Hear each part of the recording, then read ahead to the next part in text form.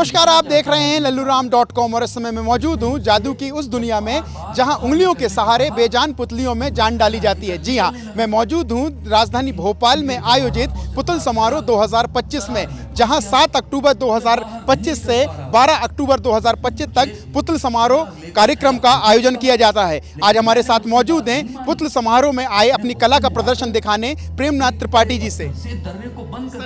राजधानी भोपाल में आपका स्वागत है। सर, सबसे पहला मेरा सवाल आपसे ये है कि कठपुतलियाँ के कला तो हमने बहुत देखी है, पर कठपुतलियाँ कितने प्रकार की कलाओं में है? बेसिकली कठपुतली 4 तरीके की होती है। स्ट्रिंग पपेट हो गई, शैडो पपेट हो गई, क्लब पपेट है एंड रॉड पपेट है। एरिया के हिसाब से बटा हुआ है।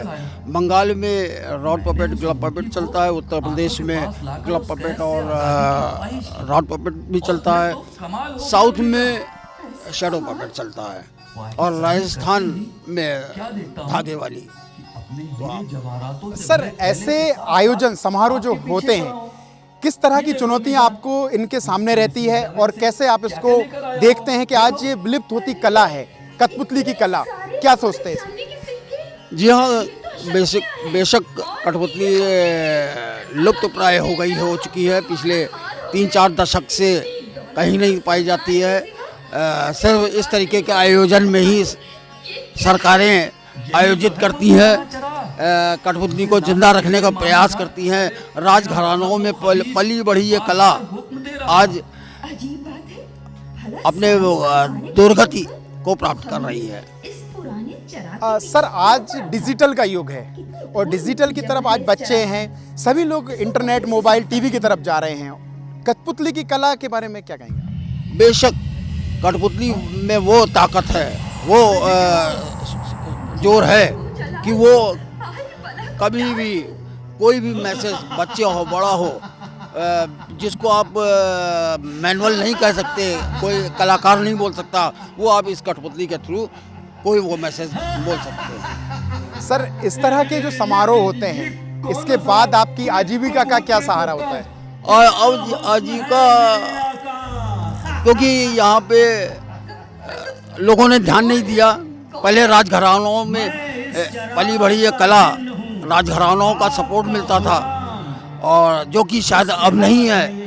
अगर सरकारें इस पर ध्यान दें थोड़ा सा, तो ये इतना सशक्त माध्यम है कठपुतली, जिसको हम कहते हैं कि जो बात आप इजीली नहीं कह सकते हैं, कोई कलाकार नहीं बोल सकता, वो ये कठपुतलियाँ बोलती हैं शान से। कठपुतलियाँ बोलती हैं? जी बिल्कुल बोलती हैं, चाहे वो बच्चा हो, बूढ़ा हो, जवान हो, सभी बड़े उत्साह के साथ में देखते हैं। देखा गया है सर कि कठपुतली समारोह जो होते हैं, यहाँ पर बच्चों में काफ़ी इंटरेस्ट रहता था पहले, अब वो इंटरेस्ट नहीं बचा है, तो आप क्या संदेश देना चाहेंगे कि इस तरह की आयोजन होते रहें? आजकल क्या है कि इंडोर गेम ज़्यादा प्रेफर कर रहे हैं बच्चे, और उन माँ बापों को हम क्या कहें, उनको संस्कार देना है तो उन बच्चों को पुरानी विरासत से जोड़ना ही पड़ेगा, तभी उनके अंदर संस्कार जागृत होंगे। सर, ये जो कला है, कठपुतली की कला आप प्रदर्शित करते हैं, ये आपको विरासत में मिली है कि आप? नहीं, विरासत में नहीं है। 1990 में भारत सरकार से फेलोशिप हमको मिली गुलाबो सलाबों के लिए, मानव संसाधन विकास मंत्रालय से का बाकायदे रिसर्च वर्क किया गया है। और ऐसा मालूम हुआ कि 365 रानियाँ थी नवाब साहब के। हमारे नवाब साहब सर्वगुण संपन्न थे, नाचने, गाने और काफ़ी चीज़ों में हर फन मौला नवाब बोल सकते हैं आप उनको, वाजिल शाह साहब।